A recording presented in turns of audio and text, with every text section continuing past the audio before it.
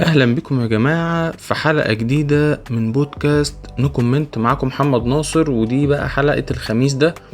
هي اتأخرت يوم، المفروض انا بصورها الاربع بالليل، بتنزل الخميس، بس يعني لظروف بقى طارئة كده ومشاوير وبتاع وفرهدة في عز الظهر والحر بقى، وعارف الواحد تحس من كتر التلزيق كده مش قادر يوم يعمل اي حاجة، مش قادر يوم يتحرك من مكانه، ما بالك بقى واحد بقى من صباحية ربنا في الشارع. فيعني نتمنى تكون الحلقتين اللي فاتوا عجبوكوا، اول حلقتين في الموسم الثاني، ونتمنى تكونوا بتسمعونا على المنصات سبوتيفاي وانغامي وجوجل بودكاست ويوتيوب ميوزك. هتخشوا بقى تشوفونا في الفيديو على اليوتيوب. وخليني بقى نخش في الموضوع على طول. هو انا كنت ناوي ان انا اتكلم في موضوع، وسبحان الله حصل معايا موقف النهارده الصبح وانا راجع من مشوار خلاني اتكلم، يعني او هيخليني اتكلم عن موضوع تاني خالص بقى. مشروب بقى عصير القصب. مشروب عصير القصب ده يعني يا جدعان والله العظيم، يعني عارف تحس كده اما يقولك حتة من الجنة. عارف مشروب عصير القصب ده بقى انا بحس ان هو حتة من الجنة والله بجد. اصل مشروب عصير القصب ده يعني عارف بيجمع والله العظيم. عارف اعلانات الشركات اللي هي المقاطعة كلها بتاعت الحاجات الصودا وبتاع، لما يجيب لك اعلانات رمضان كلها الناس متجمعه حوالين ترابيزه ومش عارفه وصوت بقى الصودا وهي نازله في الكوبايه، ومش عارف الحاجات اللي هي الزباله اللي احنا مقاطعينها دلوقتي دي، واللي اتمنى يعني تكونوا مقاطعينها معايا، واللي اتمنى تكون الناس كلها مقاطعاها. يعني الحاجات دي والله ولا شيء جنب مشروب عصير القصب. مشروب عصير القصب ده مزاج كده، مزاج. وخصوصا بقى لما تبقى راجع من مشوار، عارف من صباحية ربنا كده وانت في الشارع متبهدل وطلع عين ابوك في المترو والمواصلات والميكروباصات، وخد يا اسطى والفكه وحاسب ده والباقي هنا، واحد يمين واحد ورا، واتنين على الكنبه وواحد على الكرسي القلاب. يومك كده عارف دوشه وزحمه، وتروح لبتاع عصير القصب تقول له واحد عصير قصب يا اسطى. الكلمه نفسها والله العظيم من قبل ما يعني يجيلك المشروب، ومن اول ما الراجل يدوس على الزرار يشغل المكنه، بتحس كده ان انت دخلت الجنه. ويجي لك بقى كوبايه العصير كده اللي هي رغاوي كده من فوق، وكوبايه كبيره وبتاع، وتبدا تشرب. ياه، بتطفي بقى كل الافكار السلبيه وكل الطاقه السلبيه وكل الحر وكل الشمس والعرق والقرف، وعارف بتطفي كل حاجه في اليوم. كوبايه عصير القصب دي بتطفي كل حاجه في اليوم حصلت وحشه. مش سيبك بقى من حر بس، لا بتطفي حر وقرف وزهق وخناق وده ضايقك وده قدرك وده فاهم وده سخف عليك وده جه لزق فيك بريحة عرق والوسخة في الميكروباص وده كان مصدر لك باطو في المترو. بتطفي كل ده، انت بتنسى كل ده. برضو بتطفي برضو مهمة قوي بعد حجز الكورة مثلا، ايام ما كنا بنلعب كورة يعني.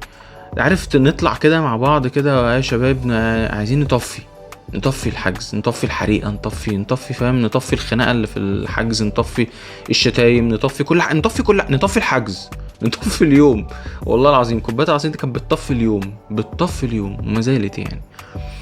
وبرضو ليها بقى ذكريات حلوه قوي معايا كوبايه العصير دي. برضو بعد صلاه الجمعه طبعا كوبايه العصير دلوقتي القصب عند اي حد بتاع عصير، ارخص واحد بتاع عصير في مصر يعني هيقولك كوبايه الصغيره ب10 والكبيره ب15. انا حاضر كوبايه القصب ايام ما كانت كوبايه القصب الصغيره بنص جنيه والكبيره بجنيه يا بشر. انت متخيل يا عزيزي انا حاضر الكوبايه دي من امتى؟ والله العظيم فكرتني برضو الصاروخ دي ايام ما كانت بنص جنيه وبجنيه، ودلوقتي شوف بقى وصلوا لكام. فتطلع كده بعد صلاه الجمعه، ابوك ولا يعني عمنا كان بياخدنا ويجمع بقى ولاد العم وبتاع ونطلع بعد صلاة الجمعة نروح لبتاع عصير القصب يدينا واحد كده عصير قصب. يا سلام على الجمال، يا سلام على الجمال. على ذكر بقى عصير القصب، انا النهارده قابلني والله، وده اللي بقى خلاني اتكلم في موضوع عصير قصب يعني. ده اللي قابلني اغرب بياع بتاع عصير قصب في العالم. انت النهاردة درجة الحرارة 1000 والله العظيم، لا تقل عن 45-50. انا معرفش هو ازاي كانوا بيقولوا يعني 38 ولا 40. يا جماعة درجة الحرارة النهاردة كانت 1000 درجة مئوية، وبعد مشوار عصيب وبرضه زحمه وقرف ومنهده هنا ومنهده هناك وبتاع، ومعدي بقى كده ايه. انا الراجل ده انا مجربه يعني، انا بعدي بعد كل مشوار رخم بعدي عليه يعني انسى همومي والله بجد. فالمهم بعدي ايه، قلت بقى اعدي عليه النهارده كده انسى هموم اليوم خالص كده واظبط دنيتي ودماغي ومودي وبتاع عشان الواحد يرجع يسجل بمزاج. فعديت عليه، نزلت من العربيه، عم عامل ايه وبتاع، ازيك يا باشا، اهلا، مش عارف ايه، كل سنه طيب والكلام ده اللي هو بتاع البياعين. المهم ايه، واحد قصب صغير يا باشا، وانا بقى ايه يعني عارف، مش عارف اوصف. عارف انت لما تبقى في ما اوصف ايه ده كلنا في الصيف بنمر باليوم ده، اللي هو يبقى طالع عينك من الصبح من الساعه 8 الصبح كده في مشاوير، وتخلص مشوارك على الساعه 1 2 الظهر وتبقى مروح البيت مفرهد، فانت مستني كوبايه عصير مشبره. نزلت لي الراجل تك دخل، انا بقى ايه قلبي بيرفرف من جوه، بيرفرف من جوه. كوبايه العصير بقى انا هتنزل لي، تك نعصر العصاره، تك خلص، بيصب كوبايه العصير يا باشا، كله في التمام. برفع العصير، طبعا هو احنا يعني المتعارف عليه في كوبايه العصير القصب او في طريقه شرب عصير القصب هي انك بترفع الكوبايه ما بتنزلش غير وهي خلصانه، والكلام ده بيحصل في ثانيه ثانيتين ونص، نبقى نحسبها يعني ونقول لكم. فانا رفعت كوبايه العصير في الثانيتين ونص، انا بتصدم، تك تك تك تك تك، وخلصت. نزلت كوبايه العصير، اكتشفت ان كوبايه العصير ايه ده، في ايه؟ مفيش حاجه اتطفت، مفيش حاجه. كوبايه العصير سخنه، انا بشرب عصير قصب سخن، عارف؟ مش هقول لك كوبايه العصير قصب عادي، لا، عصير قصب دافي. انت متخيل انا بشرب كوبايه عصير قصب دافي؟ مفيش كده في الدنيا والله. انا اول مره اعدي بالموقف ده، وما اظنش ان في حد عدى بيه. فبقول له ايه يا باشا، ده كوبايه العصير هي سخنه ليه؟ هو في ايه، المكنه بايظه؟ قال لي لا يا باشا ما تقولش كده، بس والله بص، وماليك عليها حلفان، قوالب التلاجة ايه، انا كمان قوالب التلج حاطينها ولسه ما اتعملتش. طب يا وسخ ما تقول لي يا وسخ ما تقول، ما انا مش قادر اشتم والله. انا ما بشتمش في البودكاست ده، بس ده وسخ. طب ما تقول لي يا عم، يعني قول لي اقول لك او لا، ما تدينيش كوبايه العصير او اديها لي على حسب بقى. انا واحد بقى كيفي القصب السخن، انا ما شفتش كده في الدنيا. هو في حد كيفه قصب اصلا سخن؟ مفيش اكيد يعني. فاكيد بروح امك مش هاجي اقول لك كوبايه القصب علشان عايز اشرب قصب دافي. ده انا هاخد منك العوده مصمص فيه وانا ماشي في الشارع، ارحم لي والله. مش هبقى برفع كوبايه القصب واتصدم انه نازل سخن. ايه يا عم ده، انت مجنون ولا ايه؟ بس ودفعت ال10 جنيه، هعمل ايه؟ ما هعمل ايه، خلاص شربت القصب، هرجعه له؟ اكيد مش هرجعه في الكوبايه يعني. ودفعت ال10 جنيه ومشيت وقفايا امر عيش يعني. عارف احساس وحش قوي يعني. اصل محل القصب ده يا جماعه احنا بنعامله معامله الحبيبه، فلما انت تخش محل عصير وتطلب كوبايه وتطلع كده، انا حسيت بخيانه والله يا جماعه، حسيت بخيانه. اصل الراجل عارفني وبعدي عليه على طول، ويا باشا واعمل ايه، يا كبرنا، يا اخبارك، حبايبك، شحوالك، شو اخبارك، شو تسوي؟ طب انت يعني مرحب بيا الترحيب ده كله، وفي الاخر بتديني كوبايه قصب سخنه؟ انا مش عارف اقول ايه والله.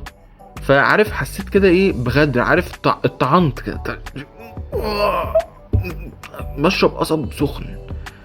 انا دي غريبه جدا بالنسبه لي. انا دي كانت اسوأ تجربه عصير قصب اخدتها في حياتي، وانا راجل في الثلاثينات اهو بشرب عصير قصب يعني كتير فشخ في حياتي، وشربت كتير فشخ في حياتي، ولسه هشرب تاني طبعا. بس انا مش عارف انا هروح له ولا مش هروح له تاني، واكيد لو رحت له تاني هاكد عليه انه يبقى ساقع يعني، واكيد هجرب. انا ما خدتش خوانه يعني، فاهم اللي هو اصل قصب. فاكيد اخر شيء في الدنيا انك تتوقعه ان واحد يقدم لك عصير قصب سخن، صح؟ هل انت تتوقع يعني يا عزيزي المشاهد او المستمع انك انت تبقى رايح لمحل عصير قصب في يوم من الايام يقدم لك قصب سخن؟ اكيد لا. فده الراجل ده بوظ لي ذكرياتي مع عصير القصب. واكيد قبل ما يعني اشرب عصير قصب في الدنيا عند اي حد مهما كنت بروح له كل يوم، هتاكد واقول له لو سمحت يا عمو اديني العصير ساقع. ليه؟ علشان في واحد وسخ اداني العصير سخن. واتمنى يا جماعه تكونوا اتعلمتوا من تجربتي. طبعا هي تجربه متخلفه مفيهاش اي شيء كويس يعني، بس يعني اللي بيروح محلات، حتى محلات عصير القصب مبقاش فيها امان. فاللي بيروح بقى محل عصير قصب يبقى يساله العصير ساقع ولا سخن حضرتك. ودي كانت نهايه حلقتنا. هي حلقه كده في اللذيذ منه كده، سريعه كده، مش هنحور فيها كتير ومش هنرغي فيها كتير ومش هنلت فيها كتير، كفايه اللي حصل يعني. واتمنى تكون الحلقه عجبتكم يا اصدقائي، واشوفكم في حلقه جديده الاسبوع الجاي في بودكاستنا نو كومنت.